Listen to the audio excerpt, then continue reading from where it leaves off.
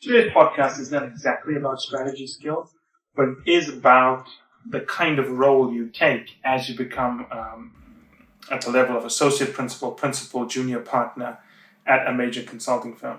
So what I'm going to talk about today is what kind of career strategy should you follow as a junior partner deciding how he's going to build his or her career for the long term. And this podcast is mostly relevant to people moving between firms. And of course, since we specialize in McKinsey and BCG, to some extent Bain, but mostly the former two, we're only referring to people who are coming in at a senior level or considering transitioning in at a senior level at these firms, right? So let's assume you are a PwC principal, or whatever they call PwC junior partners in the consulting and deals practice, and you've transferred or transitioned into an associate principal role at McKinsey or BCG. What should be your career strategy? And if you are a partner or a principal or a senior manager at one of these other firms trying to break into McKinsey and BCG, this would be directly relevant to you. I'm not going to talk about the mechanics of how you get the role. That would be in our case interview podcast series and channel. This is about once you get in, what should be your strategy. So once you get in, you really have three strategies you can follow. There are three career paths, and we'll talk about each one. There's obviously better career paths to follow given the role you want to achieve in the long term. But all of these are viable, so you have to think about them, right? So I'll list them here, and then we'll go through each one. The first way you can build your career is to be an administrator. An administrator is someone who doesn't work with clients but deals with firm-wide issues.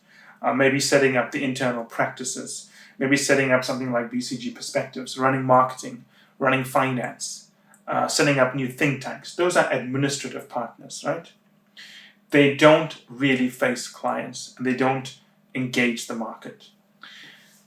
The one that everyone knows about is gurus, the thought leaders, the guys who appear in the Harvard Business Review, the ones who write books, the ones who write all these wonderful influential articles in the Harvard Business Review, McKinsey Quarterly, BCG Perspectives.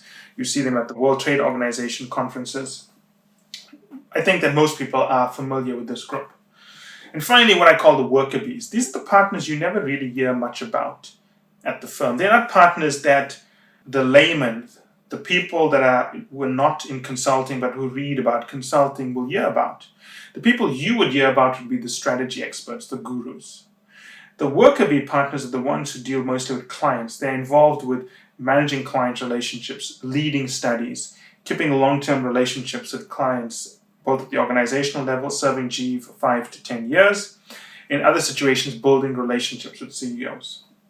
So you have these three career paths: administrator, guru, and what I call the worker bee, right? So let's talk about each one, and I'm going to start with the one that I don't think anyone should go down. Administrators, by and large, are not really roles that lead to great things on average. Obviously, there are exceptions to the rule, because sometimes someone can take on a role and turn it into something crucial, vital. But by and large, administrator roles are internal. You don't have a lot of influence. You're running a cost center. And unless you can turn that cost center into something that becomes really pivotal to changing the amount of influence a firm has, you are not going to be running anything of merit. You're not going to have influence within the firm. You can think of McKinsey Quarterly, right? The senior partners who run McKinsey Quarterly, they are pretty influential, but they're not going to run McKinsey, right? They are basically, propeller heads who do a lot of research. So that's one example, and they are blending into the second option of guru. But let's look at someone who is, for example, setting up McKinsey's new financial management system to manage cash flow, or the partners negotiating the legal structure of McKinsey. They are highly appreciated for what they've done, but that's about as far as their career will go.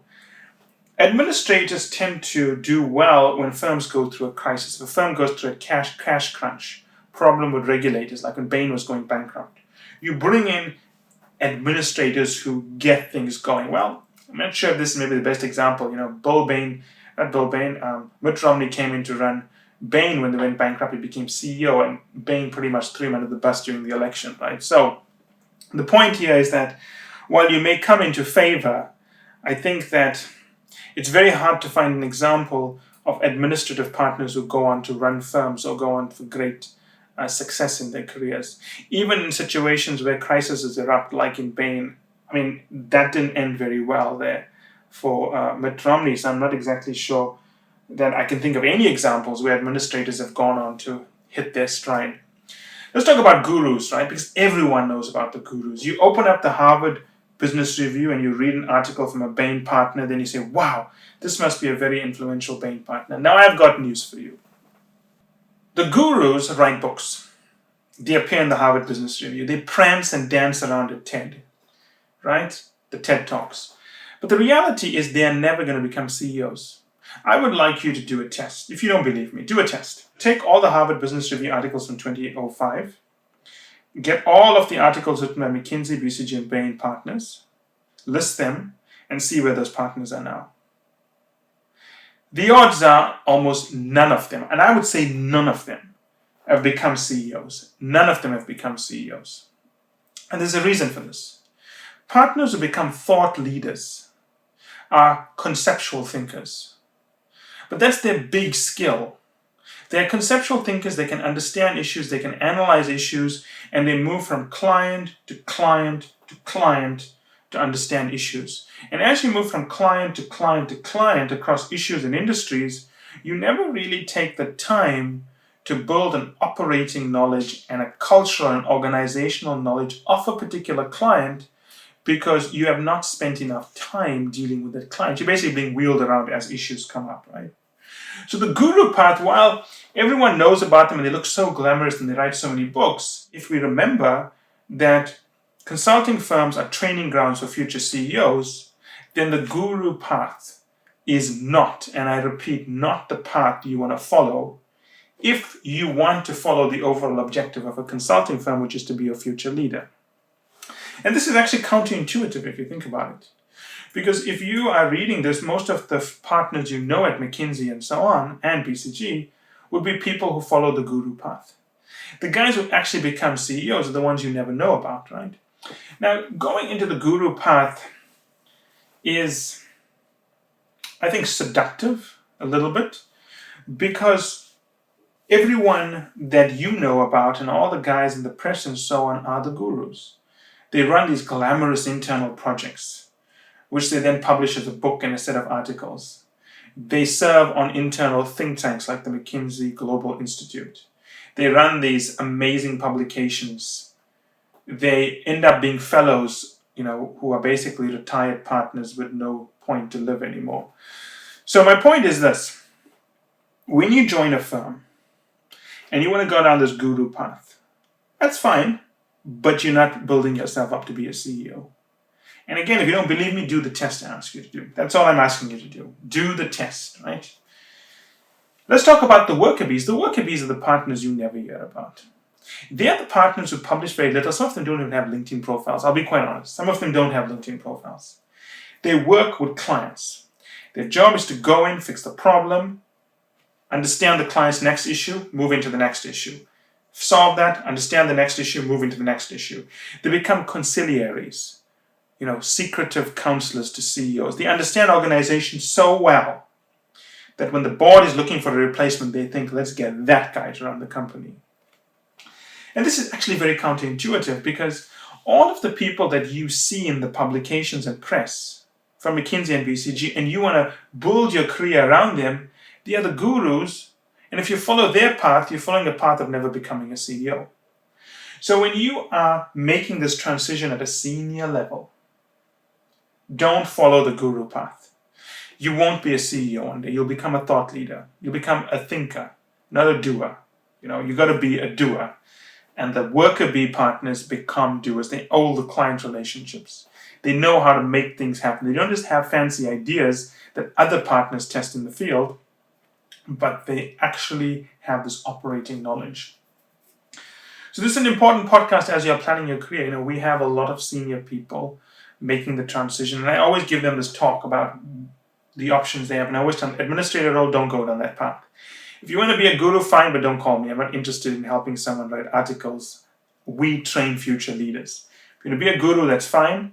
Write a lot of articles, send them to me. I'd be happy to read them and comment on them, but I'm not interested in mentoring someone who just wants to push out 5,000 words of text every quarter as their greatest accomplishment, right?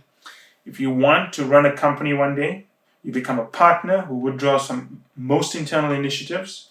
You become a partner who doesn't care about publishing funny articles, but you work with clients to get things done. Worker bee partners, they make clients successful. They take clients to figure out their problems, and those clients become successful.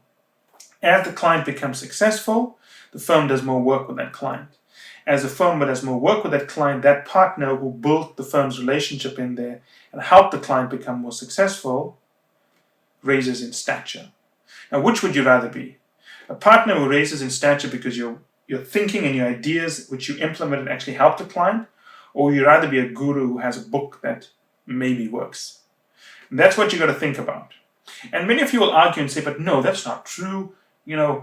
Chris Zook tried this at clients and that's why he wrote the book. Don't fall for the marketing mumbo jumbo. They tried it at a few clients. If he was that successful at clients, he wouldn't be writing books. Let's put it that way, right? My point is that you have to pick a career path that gets you to your destination. And if you want to be a CEO, you work with clients and make them successful and leave the article writing for the thought leaders. As always, I'll be more than happy to answer any questions you have. I'll be more than happy to comment on any additional ideas or insights you want to provide. And hopefully you found this podcast useful to help you think through the transition you are likely to make if you move in at a senior role to one of the major strategy firms.